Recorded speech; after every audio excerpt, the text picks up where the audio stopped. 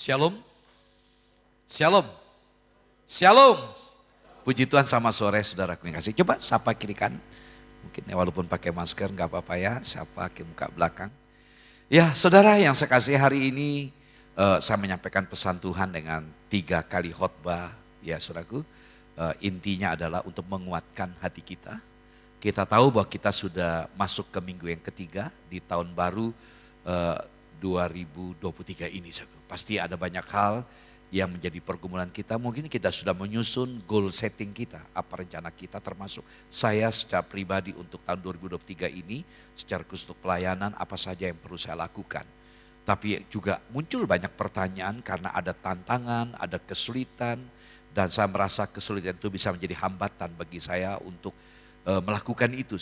Tapi kita akan belajar. Ya, tema sore hari ini adalah meski tertekan, tak bingung. Kalau tadi pagi kebingungan, haruskah? Atau haruskah saya bingung? Siang tadi hidup dalam kendali Tuhan. Inti esensinya hampir sama semua. Bagaimana kita berjalan bersama dengan Tuhan. Saudara, mari kita buka Mazmur 31 ayat 1 sampai 9. Secara utuh satu pasal, tapi kita ingin fokus hanya 9 ayat. Mazmur 31 ayat 1 sampai dengan ayat yang ke-9. Ya, kita pusatkan perhatian kita, kalau saudara agak kesulitan bisa melihat ayat di atas saya ini. Dari ayat 1, untuk pemimpin biduan, Mazmur Daud. Padamu Tuhan aku berlindung. Janganlah sekali-kali aku mendapat malu. Luputkanlah aku oleh karena keadilan-Mu. Sendengkanlah telingamu kepadaku. Bersegeralah melepaskan aku. Jadilah bagiku gunung batu, tempat perlindungan, kubu pertahanan untuk menyelamatkan aku. Sebab Engkau bukit batuku dan pertahananku, dan oleh karena nama-Mu Engkau akan menuntun dan membimbing aku. Engkau akan mengeluarkan aku dari jaring yang dipasang orang terhadap aku. Sebab Engkaulah tempat perlindunganku. Ke dalam tangan-Mu lah kuserahkan nyawaku. Engkau membebaskan aku, ya Tuhan, Allah yang setia. Engkau benci kepada orang-orang yang memuja berhala, yang sia-sia. Tapi aku percaya kepada Tuhan. Aku akan bersorak-sorak dan bersuka cita karena kasih setiamu. Sebab Engkau telah menilik sengsaraku, telah memperhatikan kesesakan jiwaku. Dan tidak menyerahkan aku ke tangan musuh, tetapi menegakkan kakiku di tempat yang lapang. Amin. Berbahagia yang membaca, mendengarkan, serta memelihara firman Tuhan. Puji Tuhan. Saudara yang saya kasih dalam Tuhan Yesus Kristus, ya kita sudah masuk ke dalam minggu ketiga, tanggal 15 Januari ini. Tentu kita sudah punya rencana, punya planning, kemana kita melangkah arah hidup kita. Namun sering kali kita mempertanyakan, karena ada keraguan, karena ada kesulitan di balik ya planning bahkan schedule yang sudah kita buat untuk tahun ini. Tapi kita mau belajar hari ini, kita akui dengan jujur, memang hidup ini memang tidak semulus seperti apa yang kita pikirkan. Saudaraku, kita melihat bahwa hari-hari ini ada begitu banyak keadaan yang membuat seringkali kita itu menjadi bingung. Kita akui dengan hal itu. Karena setiap hari kita harus mengambil keputusan, setiap saat harus mengambil decision. Ya, kita harus mengambil sebuah keputusan. Kadang-kadang keputusan kita ambil itu membuat kita juga panik dan kita bingung. Saudara, kadang-kadang juga membuat kita itu serba salah. Mau buat ini, mau buat itu, kita lihat semuanya salah. Dan otomatis ini membuat kita menjadi bingung. Saudara, satu hal yang saya ingin bagikan sekaligus mengingatkan pada saudara dan saya. Ada satu hal yang kita hadapi hari-hari ini. Apa itu kita hadapi? Yang kita hadapi hari ini adalah ketidakpastian. Ya, ketidakpastian. Kita akui dengan jujur memang tidak ada yang pasti. Ya, dalam hidup kita ini. Kita sudah merencanakan ini kok sesuatu yang tidak kita kehendaki. Itu yang terjadi. Nah saudara yang saya kasih, banyak orang yang berpikir. Banyak orang yang berpikir bisa mengendalikan hidup ini. Karena merasa saya mampu, saya pandai, saya punya posisi, saya punya kedudukan, saya punya keuangan, saya punya kekayaan. Saudaraku, jadi kita ingin mengendalikan hidup ini berdasarkan kemampuan kita. Kita merasa pintar, kita merasa menguasai hidup ini. Namun kita harus ingat, kita tidak bisa tahu. Kita tidak bisa tahu dan kita tidak bisa mengendalikan segala sesuatu. Karena kita manusia yang terbatas dan sangat dibatasi. Sehebat apapun kita butuh sesuatu dari Tuhan dan juga dari teman-teman kita. Saya belajar dari ibu mertua saya. Ibu mertua saya adalah pribadi yang betul-betul hidup mandiri. Karena memang sejak kecil hidup menderita dan dia berjuang. Pernah berapa kali saya ingatkan, Ma, ada apa-apa jangan sungkan ngomong. Beliau nggak mau melibatkan orang lain. Semua dikerjakan sendiri. Ya, 2 hari yang lalu ketika keluar dari rumah sakit dia mengatakan, saya paling risih kalau saya terlalu diperhatikan oleh orang. Dia tegur cucunya yaitu Kaleb, karena Kaleb sangat sayang dengan neneknya. Di sana dia tidak mau terima diperhatikan. Tapi gak bisa dipungkiri dalam kondisi itu dia butuh orang lain. Gak mungkin bisa sendiri karena dalam kondisi sakit. Yang begitu berat butuh disupport oleh orang lain. Jadi sehebat apapun kita punya keterbatasan. Kecuali Allah yang tak terbatas. Nah saudaraku, sehingga hal inilah yang seringkali membuat kita bingung. Apa itu arti kebingungan? Kata kebingungan dari kata bingung. Nah kebingungan itu dalam keadaan bingung, itu maknanya. Bingung dalam hal apa? Banyak hal kan? Ya bisa jadi kita gugup, kita gagap, kita tidak tahu arah dan sebagainya. Ya, kita kehilangan akal. Padahal kita pandai, kita mampu, kehilangan akal. Bahkan kekacauan hati. Ya saudaraku, kekacauan pikiran juga. Dan saya berkata orang yang bingung itu adalah orang yang tergesa-gesa dalam berpikir. Otomatis orang yang tergesa-gesa dalam berpikir pasti akan mendatangkan efek yang gak bagus. Karena dia akan mengambil kesimpulan konsep yang salah. Jadi ini hal yang perlu kita pahami. Kenapa kita belajar hari ini? Ketika kita tertekan, jangan beri kebingungan itu menguasai pikiran, perasaan kita. Nah saudara yang saya kasih, pengalaman Raja Daud dalam Mazmur 42 ayat 6 dan 7. Saya bacakan ayat ini. Dikatakan, mengapa engkau tertekan hai jiwaku dan gelisah di dalam diriku. Berharaplah kepada Allah, sebab aku akan bersyukur lagi kepadanya, penolongku dan Allahku. Jiwaku tertekan dalam diriku, sebab itu aku teringat kepadamu. Ini pengalaman Daud. Dia mengalami tekanan yang luar biasa. Baik secara fisik maupun secara psikis, bahkan secara spiritualitas. Dia sangat diganggu. Kalau kita melihat dalam Mazmur 42 ini. Di mana ada satu kehausan, kerinduan dia untuk mencari Tuhan. Saudara dikatakan, mengapa engkau tertekan, hai jiwaku. Dia bertanya kepada dirinya, kenapa pikirannya, perasaannya, kehendaknya itu tertekan. Kenapa gelisah? Tapi satu hal yang menarik, ketika dia tertekan, ketika dia gelisah, dia membawa dirinya itu menaruh harapan kepada Tuhan. Dikatakan berharaplah kepada Allah. Bahkan dikatakan dalam ayat 7, ya bersyukur, dia katakan dia membawa dirinya untuk ingat apa yang sudah Tuhan lakukan. Tentu dengan sertai ucapan syukur. Memang tidak gampang kalau kita tertekan. Ya, tertekan itu adalah pengalaman yang tidak baik. Ada seorang bapak, dia datang ke psikolog.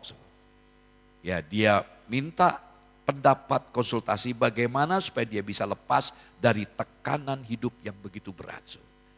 Psikolog katakan, ya kamu bergembira. Malam ini ada pertunjukan komedi yang luar biasa.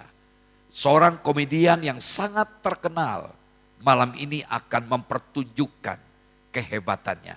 Kamu ke sana, ketika kamu tertawa, kamu akan lepas dari tekananmu. Dan memang kita akui, kalau kita tertawa, hormon stres kita itu menjadi terkikis. Air mata mengalir, tanpa kita sadari, kita menjadi sehat, tertawa itu sehat. Tapi yang paling menarik, komedian ini berkata, ya, dia katakan apa? Saya yang kamu katakan tadi. Rupanya orang yang sedang konsultasi ini adalah komedian yang dikatakan tadi. Kamu datang nanti malam, kamu akan tertawa melihat dia, padahal orangnya sendiri, komedian sendiri rupanya sedang tertekan. Mengapa jangan kaget ya, banyak pelawak yang juga bisa bikin orang tertawa, tapi tertekan. Dari Daud kita belajar, ketika kita tertekan, ketika kita gelisah, berharap kepada Tuhan, bersyukur dan ingat kebaikan Tuhan. Tapi saya tidak mengupas, tidak mengeksposisi ayat ini. Kita akan menaruh perhatian kita dalam Mazmur 31 ayat 1 sampai 9. Tapi dari pengakuan Daud ini kita bisa belajar, Daud mengakui bahwa ketika dia merasa tertekan, dia merasa gelisah, itu pengakuan yang sangat positif. Pengakuan akan keadaannya itu dapat membuat dirinya itu lebih siap. Jadi kalau kita bisa berbicara kepada diri kita dengan secara sehat, kenapa sih aku tertekan? Ini akan menolong kita siap. Sehingga kita bisa belajar berharap, kita bersyukur, dan kita ingat kebaikan Tuhan, apa yang sudah Tuhan lakukan di masa yang lalu. Ketika kita review, kita kembali kepada apa yang Tuhan kerjakan di masa lalu, disitulah kita akan dikuatkan kembali. Nah puji Tuhan, saudara yang saya kasih, kita masuk ke konteks apa yang kita baca tadi dalam Mazmur 31 ayat 1 sampai 9. Coba kita lihat dalam ayat 10, saya baca ulang, belum dibaca ya. Mazmur 31 ayat 10, demikian firman Tuhan, Mazmur 31 ayat 10. Kasihanilah aku ya Tuhan, sebab aku merasa sesak, karena sakit hati mengidaplah di mataku, meranalah jiwa dan tubuhku. Seperti dalam Mazmur 42 ayat 6 tadi, dia mengalami tekanan, sesak hatinya. Kenapa? Kalau kita melihat secara keseluruhan, Mazmur 31 ayat 1 sampai 25, kita menemukan sebuah fakta Daud mengalami penderitaan. Karena hidup imannya kepada Tuhan. Saudaraku, dia diperhadapkan dengan upaya-upaya dari orang-orang yang tidak suka dengan dia. Orang-orang yang menyembah berhala. Yang menyembah berhala yang tidak suka dengan dia, yang menghendaki dia mati. Mereka berupaya untuk membunuh Daud. Bahkan Daud pun mengalami, saudaraku, pengalaman di mana orang-orang banyak membuat berita, hoax, bisik-bisik kalau kita secara konteksnya. Jadi tekanan yang luar biasa dialami itu begitu hebat. Tapi yang menarik dari Daud, ketika dalam tekanan itu dia menunjukkan 3 sikap. Dia berdoa, dia berserah, dia bersuka cita. Ini dapat kita pelajari pada sore hari ini. Ketika kita tertekan, ada 3 sikap yang harus kita miliki. Saya yakin ketika kita tertekan, kita tidak akan bingung. Karena kita tahu bagaimana mencari jalan keluarnya. Dengan berdoa, berserah, dan bersuka cita. Saudara, ungkapan doa yang disampaikan Daud di saat dia mengalami penderitaan karena imannya. Ketika doa-doanya yang disampaikan kepada Allah belum dijawab oleh Allah. Sementara kekuatan-kekuatan musuh orang-orang yang tidak suka dengan dia semakin besar. Ia merasa bahwa Tuhan Allah sudah meninggalkan dia. Dia merasa Tuhan juga tidak peduli akan pergumulan dia. Coba kita lihat.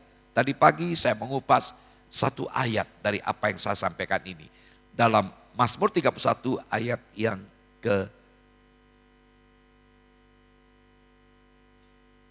23. Mazmur 31 ayat 23. Ini khotbah tadi pagi. Mazmur 31 ayat 23. Bagaimana kebingungan yang dia alami. Karena dia merasa, dia berdoa kenapa Tuhan tidak menolong. Ya. Aku menyangka dalam kebingunganku. Aku telah terbuang dari hadapan matamu. Tetapi sesungguhnya engkau mendengarkan suara permohonanku ketika aku berteriak kepadamu minta tolong. Aku menyangka dalam kebingunganku. Kenapa kita tidak boleh membiarkan perasaan bingung begitu menguasai kita? Karena kebingungan bisa menghasilkan asumsi.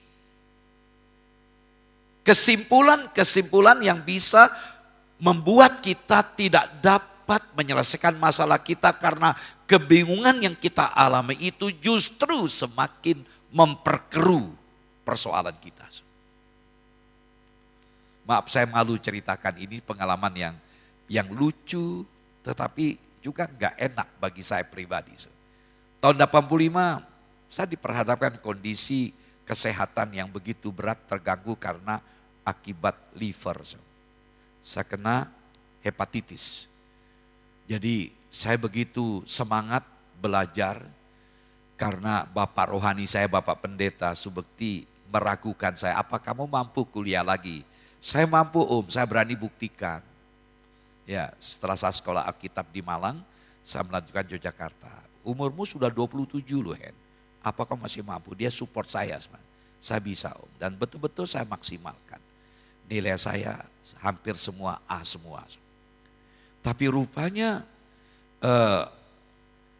ya dalam perjalanan perkuliahan karena saya sambil juga pelayanan karena setiap weekend saya kembali ke Semarang, ke Tanah Mas.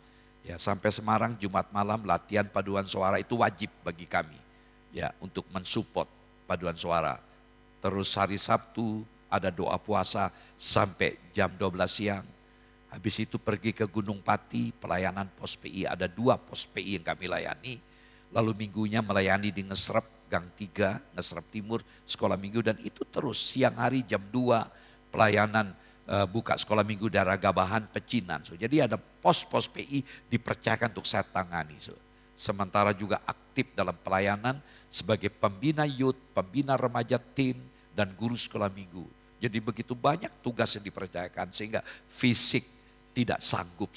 Karena nutrisi juga saya kurang sehat sehingga saya sakit. Nah ada kejadian yang menarik.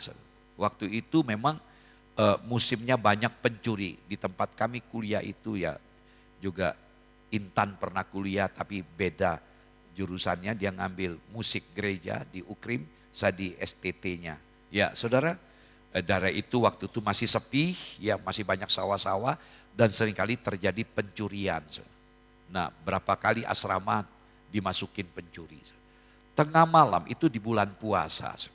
Ya, karena demam yang begitu tinggi, saudaraku, dan saya merasa mengalami tekanan yang begitu berat karena tuntutan perkuliahan, karena kami kuliah, satu mata kuliah pipernya ada berapa, belum bacaannya wajib, ringkasan buku, resensi buku, segala macam, banyak tugas, tertekan. Lalu tiba-tiba tengah malam, dini hari, saya mendengar suara berbunyi maling, maling. Spontan saya bangun, maling, maling. Satu asrama ada 25 orang lebih teriak maling, maling, yang ada tidur di ranjang. Karena kami ranjang susun, ada yang sampai keseliu. Rupanya bukan maling, maka malunya. Sampai sekarang kalau teman ketemu tertawa lihat saya kalau kami bercerita. Sebenarnya yang saya dengar itu harusnya sahur, sahur, sahur. Tapi dengarnya saya maling karena tekanan yang saya rasakan. Maka kalau teman kita berkisah masa lalu bisa tertawa geli. Karena ada sampai kakinya keseliu karena lompat. Itu pengalaman yang paling menggelikan. Jadi saya katakan kebingungan itu bisa kita alami dan bahkan kita bisa lakukan yang salah. Demikian Daud.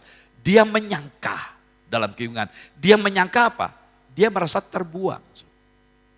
Baru dalam frasa yang ketiga dia berkata, sesungguhnya dikatakan engkau mendengarkan suara permohonanku. Nah, saudara, jadi dia pernah punya pengalaman seperti itu. Dia berdoa, tapi kenapa Tuhan tidak mendengar? Tapi pada akhirnya dia berkata, Tuhan mendengar. Nah, saudara, ini hal yang menarik yang coba kita pikirkan bersama. Daud mengingat kembali apa yang sudah pernah Tuhan lakukan. Bagi Daud, iman tidak hanya yakin akan masa depan, tapi mengingat apa yang pernah Tuhan lakukan di masa yang lalu. Itu keyakinan Daud.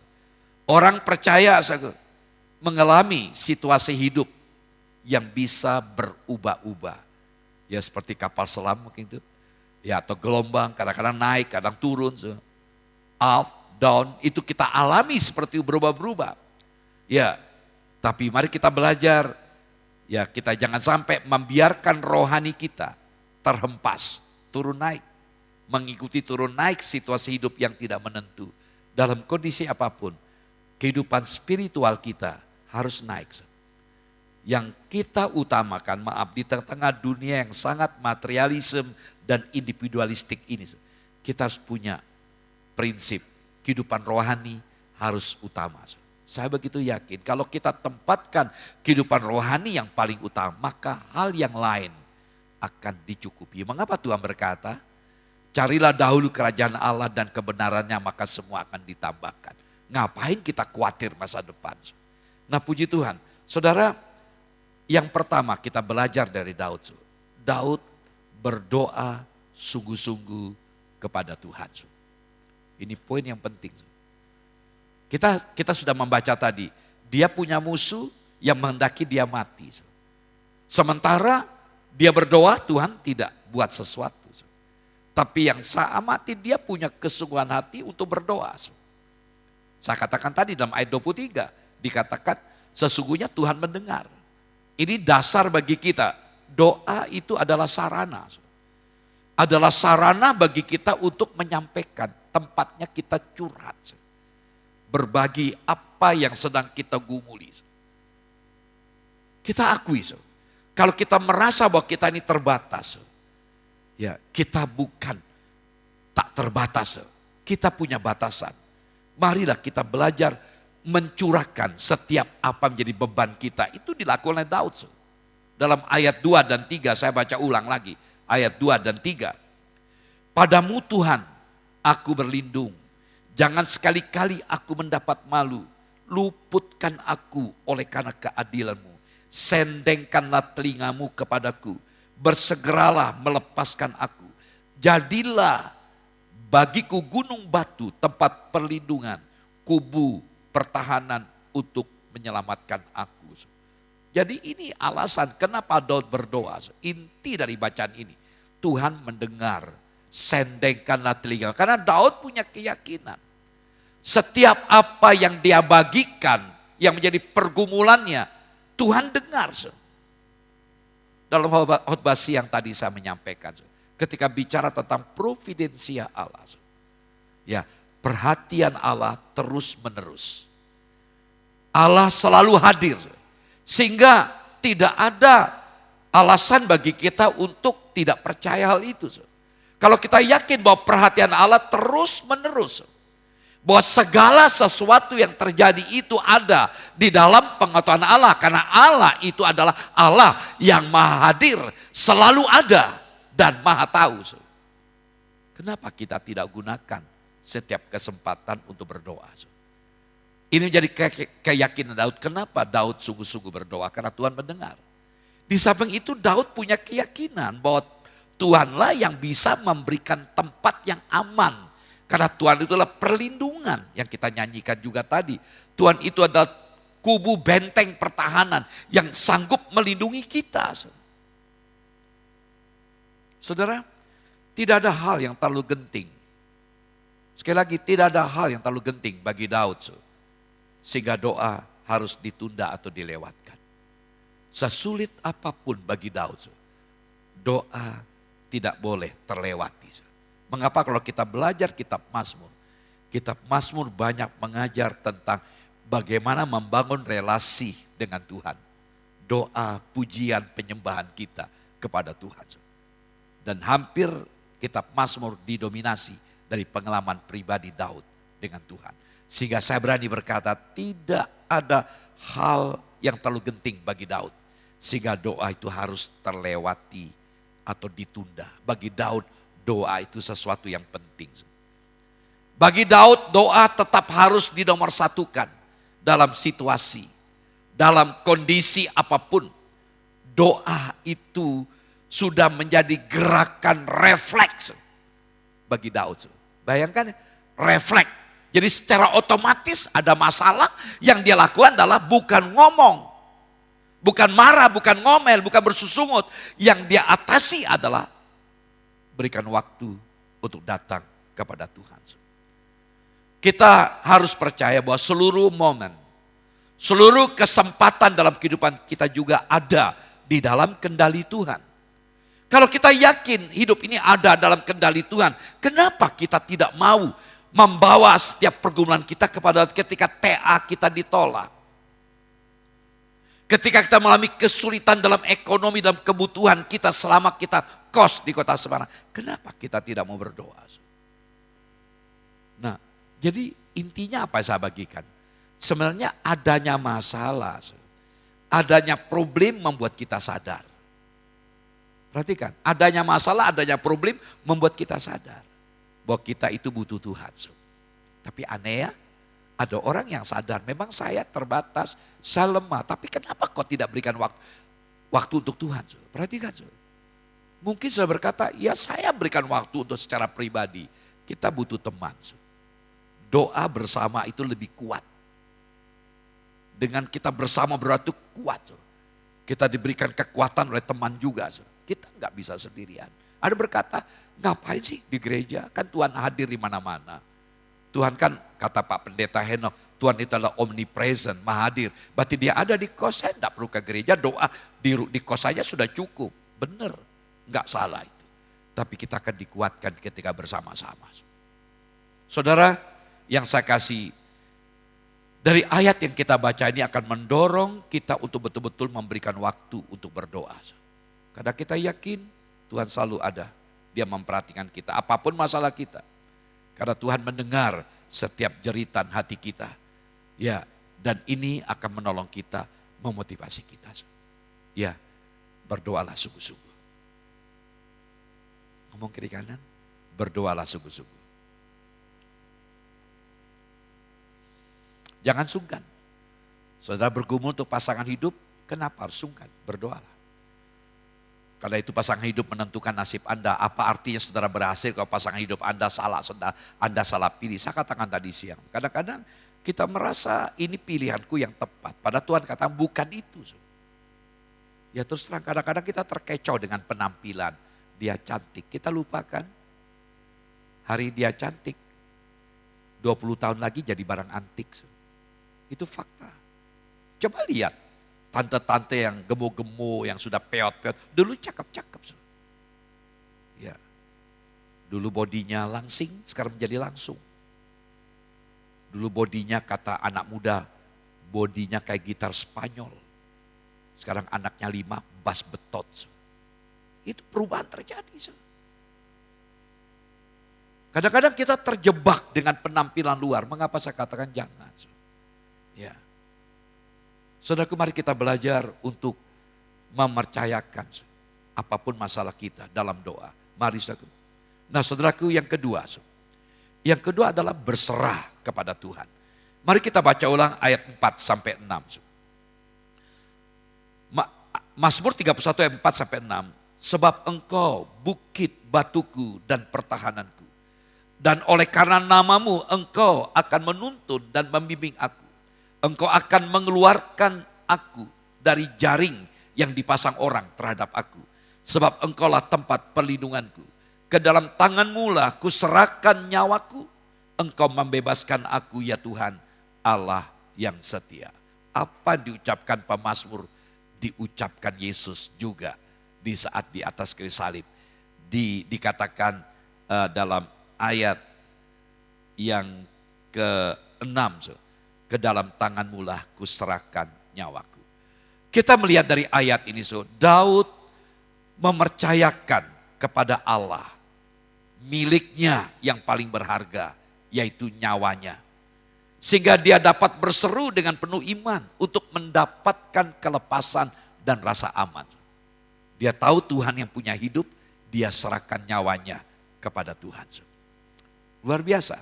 Kalau kita melihat ayat 15 sampai 18 juga merujuk bagaimana keyakinan Daud. Dia begitu percaya kepada Tuhan. Ini hal yang penting. Jadi kita bisa berserah itu karena kita percaya. Saya punya teman pendeta yang bercerita. Dia pernah mengalami kesulitan. Dia berdoa, tapi Tuhan tidak buka jalan. Dia makan seadanya, tidak ada lauk. Sayurnya hanya memakan pucuk daun pepaya. Sehingga satu kampung itu dia minta daun pepaya yang muda. Dia rebus jadi sayur. Itu dia lakukan setiap hari. Karena dia memang tidak minta-minta. Dia hidup dengan berpadan apa adanya. Beras pun diberikan jemaat karena kondisi krisis. Sementara dia pun sulit. Tapi ada keajaiban terjadi. Terjadi ada wabah malaria. Satu desa terjangkit. Pendeta dan keluarga ini lolos dari malaria. Rupanya nyamuk tidak tertarik dengan tubuhnya karena daun pepaya. Seperti khotbah tadi siang saya katakan, Tuhan turut bekerja. Jadi dalam situasi apapun Tuhan tidak pernah berhenti bekerja. Yang dia lakukan cuma pendeta hanya mempercayakan ini yang bisa kami lakukan. Dia makan seperti itu saja. Tuhan bisa pelihara dia. Mari kita belajar berserah kepada Tuhan. Mengapa Daud bisa seperti itu? Sebab Daud memang sudah menyerahkan hidupnya. Ketika dia berkata, kepadamu kuserahkan nyawaku. Karena dia sudah menyerahkan hidupnya secara penuh ke dalam tangan Tuhan. Kenapa dia menyerahkan hidupnya sepenuhnya kepada Tuhan? Karena dia sudah mengenal siapa Allah. Karena itu dia tidak ragu-ragu sedikit pun. Ya, untuk mengandalkan Tuhan dalam segala keadaan. Dan perhatikan, pengalamannya dia mempercayakan hidupnya kepada Tuhan. Bukan dengan tiba-tiba. Bukan dengan tiba-tiba bisa percaya kepada Tuhan Allah. Ini merupakan suatu proses belajar. Proses belajar dan kepercayaan yang teguh. Yang tidak bisa dipisahkan dari pengenalannya akan Allah. Selalu saya bicara tentang pengenalan akan Allah. Ada proses yang harus kita alami.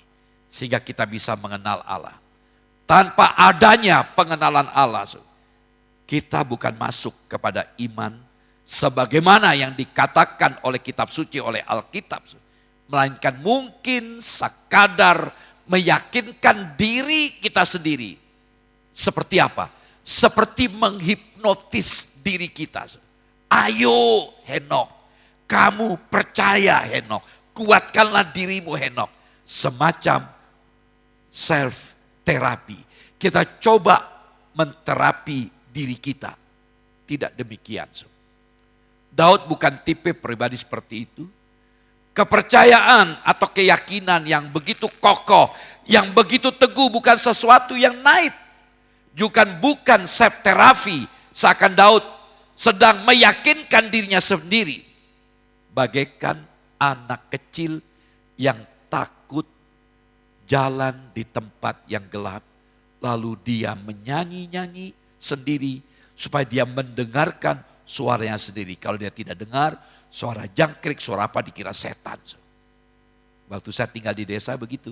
Kalau pulang dari tempat guru les, karena tidak ada listrik, rumah banyak kan pakai lampu teplok, belum ada PLN. Saudaraku, karena di desa itu penerangannya hanya bulan dan bintang. Saya coba menghitung bintang sehingga dia tahu sudah sampai di rumah. Kalau enggak merinding juga, harus lewat kuburan. Karena sekolah saya SMP itu ada kuburan, lewat kuburan. Begitu menakutkan. Kita kadang-kadang seperti itu, mencoba menguatkan diri kita. Daud bukan seperti itu. Daud memang memiliki pengenalan akan Allah. Dia kenal siapa Allahnya. Pengenalan akan seperti apa Allah, itulah yang membangkitkan iman dalam kehidupan Daud. Jadi betapa perlunya kita mengenal Tuhan. Kenapa seringkali kita sulit diajak untuk berdoa? Karena kita tidak kenal Dia. Siang tadi saya ungkapkan tentang Ayub. Ayub melalui proses yang panjang. Karena dia ada hubungan pribadi yang begitu intens dengan Allah. Sehingga dia berkata, sekarang aku tahu. Sekarang aku tahu, bukan dari orang lain. Aku sendiri, karena dia punya pengalaman pribadi dengan Tuhan. Mari kita belajar, berserah kepada Allah, itu berarti kita mempercayakan diri kita sepenuhnya kepada Tuhan. Jadi enggak mungkinlah kita berserah kepada Tuhan kalau kita belum mempercayakan itu sepenuhnya kepada Tuhan. Kita masih coba memperhitung dengan untung ruginya. Kalau saya menyerahkan, jujur aja. Tadi saya coba memancing berapa anak-anak remaja. Kamu sekolah Alkitab dari besar. Oh jangan, orang tuanya juga seperti gelisah. Ketika saya katakan kepada Mbak Ika, kamu cocok kalau menyerahkan dengan suamimu Adril menjadi full time. Semua disalamin Ikanya, saya langsung pergi. Rasanya kalau berhidup untuk Tuhan itu beratnya minta ampun. Betul. Ya, ini yang saya lihat. Rasanya kita seperti nggak percaya. Padahal terus terang, ketika kita memberikan hidup kepada Tuhan, Tuhan punya cara untuk mempromosikan kita. Terus terang, di mimbar ini saya bukan ingin ngecap. Saya ini orang desa, kalau saudara tanya desa saya di mana, saudara sulit menemukan desa itu. Enggak terkenal, lebih terkenal desanya Pak Agus di Lampung. Desa saya enggak terkenal. Tapi maaf, ini bukan ngecap. Saya setiap tahun, kecuali COVID kemarin, berapa negara saya harus kunjungi. Pergi dengan gratis semua. Saya punya pengalaman spirit luar biasa khotbah KKR di Korea Selatan. Di hadapan orang Korea, diterjemahkan. Ini berapa teman heboh, wah gak nyangka Boksu bisa pintar bahasa Mandarin karena dalam minggu terakhir nanti saya akan khotbah di gereja GKI dalam Mandarin Night. Saya cuma ketawa geli pada saya khotbah pakai bahasa Indonesia. Tapi itulah pengalaman, kadang-kadang kita gak sadar. Kalau saya berikan hidup kepada Tuhan, nanti bagaimana rugi enggak masa depan saya. Saudaraku, kenapa? Kita kurang percaya kepada Tuhan. Jadi saya berani berkata, berserah kepada Tuhan berarti kita siap mempercayakan diri kita sepenuhnya kepada Tuhan. Sepenuhnya artinya apa? Apa arti sepenuhnya? Seanteronya apa arti? Sepenuhnya berarti seluruh kehidupan kita. Jadi ketika kita berserah berarti kita serahkan seluruh kehidupan kita. Pekerjaan, pendidikan, keluarga, pelayanan, kesehatan, keuangan kita serahkan. Itu orang yang mempercayakan Tuhan. Berserah kepada Allah tidak secara otomatis membuat hidup kita terhindar dari masalah. Jadi jangan saudara berpikir kalau saya menyerah kepada Tuhan, karena Tuhan itu sang pelindung yang menjaga benteng pertahanan, lalu kita lepas dari masalah juga tidak.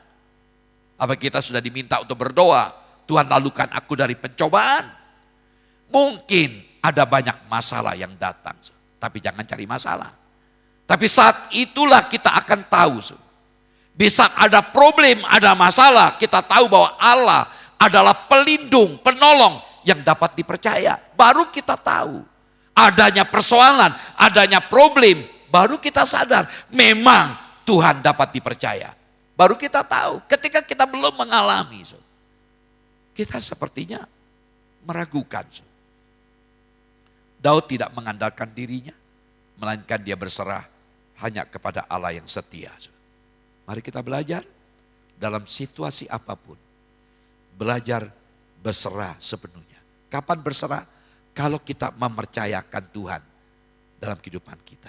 Dan itu dimungkinkan karena kita mengenal Tuhan. Ingat, mengenal Tuhan itu bukan ujuk-ujuk tiba-tiba. Ada proses pembelajaran. Lewat masalah-masalah Tuhan pakai itu. Saudaraku, itulah hidup. Mari kita belajar. Kenallah dengan Tuhan. Yang terakhir, yang ketiga, bersukacita dan tegar. Mari kita lihat ayat 8 dan 9. Mazmur 31 ayat 8 dan 9 dikatakan, aku akan bersorak-sorak. dan bersukacita karena kasih setiamu. Luar biasa. Sebab engkau telah menilik sengsaraku, telah memperhatikan kesesakan jiwaku, dan tidak menyerahkan aku ke tangan musuh, tetapi menegakkan kakiku di tempat yang lapang. Daud melihat bagaimana pertolongan Tuhan. Jadi apa yang dia bayangkan selama ini, kenapa Tuhan tidak peduli, kenapa Tuhan biarkan dia dalam kesulitan, kenapa doa-doanya tidak dijawab. Kenyataannya, apa yang diupayakan musuh digagalkan. Karena Tuhan itu setia dan Tuhan itu adil. Sehingga dia membawa jiwanya yang tertekan tadi untuk bersorak memuji Tuhan. Saudaraku yang saya kasih, bersukacita. Meski harus menghadapi ancaman maut pun, kita belajar dari pengalaman Daud. Daud dapat tetap bersukacita dan tegar karena Allah adalah setia. Maka Tuhan akan tetap menolongnya seperti yang pernah dia lakukan sebelumnya kepada Daud. Mari kita belajar.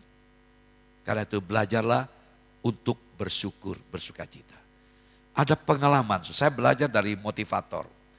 Betapa pentingnya kita itu tertawa. Tapi jangan tertawa sendiri ya. Saudaraku, rupanya sukacita itu penting. Mari kita baca. Amsal 18 ayat 14. Filipi 4 ayat 4 sudah sering kali kita baca. Bersukalah senantiasa di dalam Tuhan. Itu sudah ayat yang begitu ya. Sekali lagi kukatakan bersukacitalah. Nah kita baca Amsal 18 ayat terakhir. Amsal 18 ayat yang ke-14. Amsal 18 ayat yang ke-14. Orang yang bersemangat dapat menanggung penderitaannya. Perhatikan. Orang yang bersemangat dapat menanggung penderitaannya. Tetapi siapa akan memulihkan semangat yang patah? Jadi kalau saudara tertekan melulu, bingung, tidak ada sukacita. Ini sangat membahayakan. Karena itu dikatakan dalam ayat ini, orang yang bersemangat dapat menanggung penderitaannya. Jadi sukacita kita menolong. Kita compare dengan ayat sebelahnya. Amsal 17 ayat 22. Amsal 17 ayat 22, mari kita baca sama-sama. Amsal 17 ayat 22. 2, 3. Hati yang gembira adalah obat yang manjur. Tapi semangat yang patah mengeringkan tulang. Saudaraku, marilah kita bersemangat. Dan bersemangat itu dimungkinkan kalau kita betul sadar. Semangat dalam kata lain antusias. Antusias dari kata Yunani entheos. En itu di dalam theos Allah. Berarti di dalam Allah harusnya kita bersemangat. Mari saudaraku, gairahkan rasa sukacita kita.